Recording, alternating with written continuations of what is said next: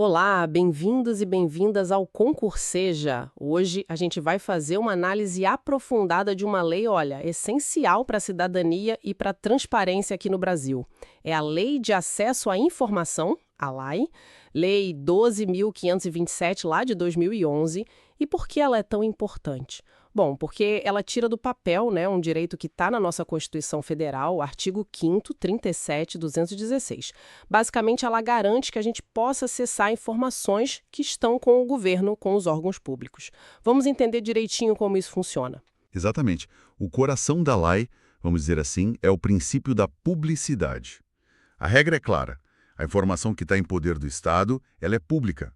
Tem que ser acessível. O sigilo é exceção. Só pode acontecer em casos muito específicos que a própria lei define. E o objetivo principal é fortalecer a democracia mesmo, sabe? Permitir que a sociedade possa acompanhar, fiscalizar o que o governo está fazendo. É controle social na veia. Certo. E quem é que tem que seguir essa lei? Onde ela se aplica exatamente? Olha, a lei é bem abrangente, viu? Ela vale para toda a administração pública. Direta, indireta. Nos três poderes. Executivo, legislativo e também o judiciário. E em todos os níveis, tá? União, estados, Distrito Federal, municípios.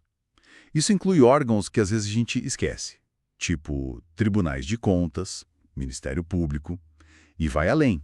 Autarquias, fundações, empresas públicas, sociedades de economia mista, até entidades privadas sem fins lucrativos, sabia? Se elas receberem dinheiro público, a lei se aplica àquela parte dos recursos públicos. Nossa, então é bem amplo mesmo. É sim.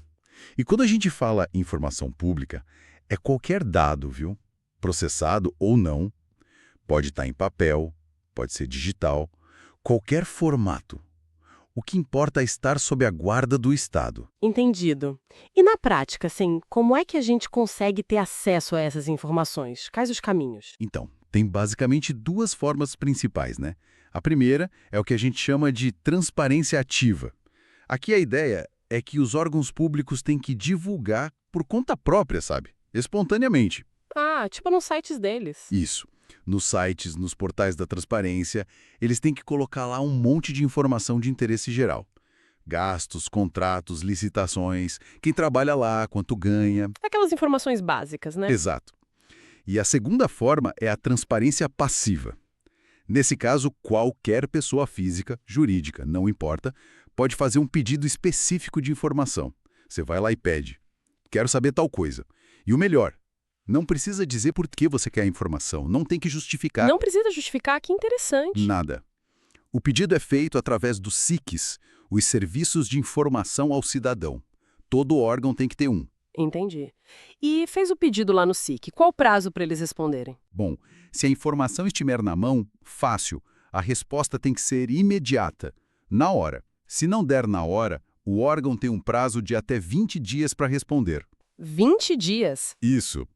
E olha só, esse prazo pode ser estendido por mais 10 dias, mas só uma vez, e tem que ter uma justificativa, tá? Não é automático. Certo, 20 dias, prorrogáveis por mais 10 com justificativa.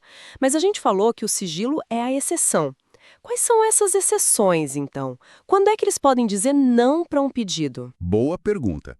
As restrições são bem definidas, não pode ser qualquer coisa. A lei fala de duas categorias principais de restrição. A primeira é sobre informações que são classificadas como sigilosas porque são essenciais para a segurança da sociedade ou do Estado. Isso está lá no artigo 23.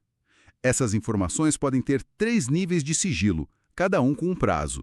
Tem a reservada, que o sigilo dura 5 anos. 5 anos. A secreta, que são 15 anos de sigilo. 15. E a mais alta, a ultra secreta, com prazo de 25 anos. 25 anos? Isso. E no caso da ultra secreta, esse prazo de 25 anos ainda pode ser prorrogado uma única vez. Uma vez só. Entendi. E qual a outra categoria de restrição? A segunda, e essa é muito importante e gera muita dúvida, são as informações pessoais. Artigo 31 da lei. São aquelas informações que dizem respeito à intimidade da pessoa, sabe? Vida privada, honra, imagem. Essas informações têm um acesso restrito. E aqui o prazo máximo de restrição é de 100 anos, a contar da data em que a informação foi produzida. 100 anos. Daí que vem o famoso sigilo de 100 anos. Exatamente daí.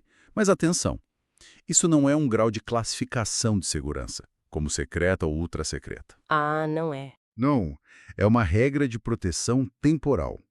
Uma proteção máxima para dados pessoais sensíveis, para proteger a privacidade do indivíduo. Quem pode acessar? Só o próprio titular da informação? Ou agentes públicos que a lei autorize, ou alguém que tenha o consentimento expresso do titular. Claro, tem exceções como uma ordem judicial, né? Ah, agora ficou claro. Então, o sigilo de 100 anos é específico para proteger dados pessoais, a privacidade. Não é para esconder informação de segurança nacional por 100 anos. Perfeito, é isso. É uma proteção alinhada com o que a própria Constituição fala sobre privacidade, lá no artigo 5º. E vale lembrar, né, que existem outras leis que também criam sigilo. Sigilo bancário, por exemplo, tem lei própria. Sigilo fiscal, está lá no Código Tributário. Sigilo de comunicações telefônicas.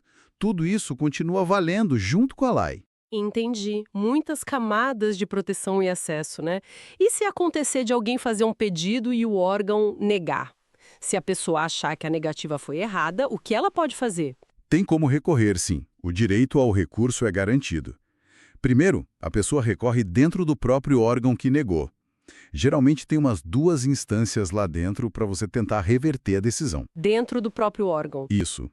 Se mesmo assim mantiverem a negativa e a gente estiver falando de um órgão federal, o próximo passo é recorrer à CGU, a Controladoria Geral da União. Ah, a CGU funciona como uma instância superior para lá e no governo federal? Exatamente. E se nada disso funcionar, ou até mesmo antes de esgotar a via administrativa, a pessoa pode ir para a justiça. Pode entrar com um mandado de segurança, por exemplo, que é uma ação mais rápida para proteger um direito que está claro. Ou então um habeas data, que é específico para ter acesso a informações pessoais suas que estejam em registros públicos, ou para corrigir algum dado errado. Mandado de segurança ou habeas data. Importante saber dessas ferramentas. Muito importante. E tem mais um detalhe. O agente público que negar o acesso à informação de forma indevida, ele pode ser responsabilizado, viu? A lei prevê sanções para isso, no artigo 32. Ou seja, não é só dizer não por dizer, tem consequência. Tem consequência, sim. A ideia é garantir o acesso. Para a gente ir finalizando essa parte, tem uma outra lei mais recente que fala muito de dados, né? A LGPD, a Lei Geral de Proteção de Dados. Como é que ela conversa com a lei? Ótima pergunta. Elas não brigam, elas se complementam. Precisam ser aplicadas juntas, de forma harmônica. A LGPD, que é a Lei 13.709 de 2018, veio para reforçar a proteção dos dados pessoais. Isso vale, inclusive, para os dados que estão com o poder público. Então, mesmo quando um órgão público vai divulgar uma informação para cumprir a lei, para dar transparência, ele tem que olhar para a LGPD também. Tem que respeitar os princípios da LGPD, como o da necessidade, o da finalidade, ou seja, só pode tratar ou divulgar o dado pessoal que for estritamente necessário para atender o interesse público. Ah, então tem que achar um equilíbrio. Exato. É buscar o equilíbrio entre o direito de todo mundo à informação pública e o direito individual à privacidade e à proteção dos dados pessoais. As 2 leis ajudam a encontrar esse ponto. Nossa, fica muito claro, então, que a lei de acesso à informação é uma ferramenta poderosa, né?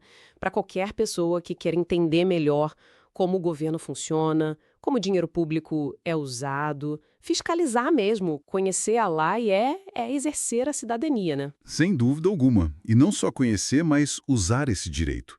Seja entrando lá nos portais da transparência para ver o que já está publicado, seja fazendo pedidos de informação sobre o que não está lá.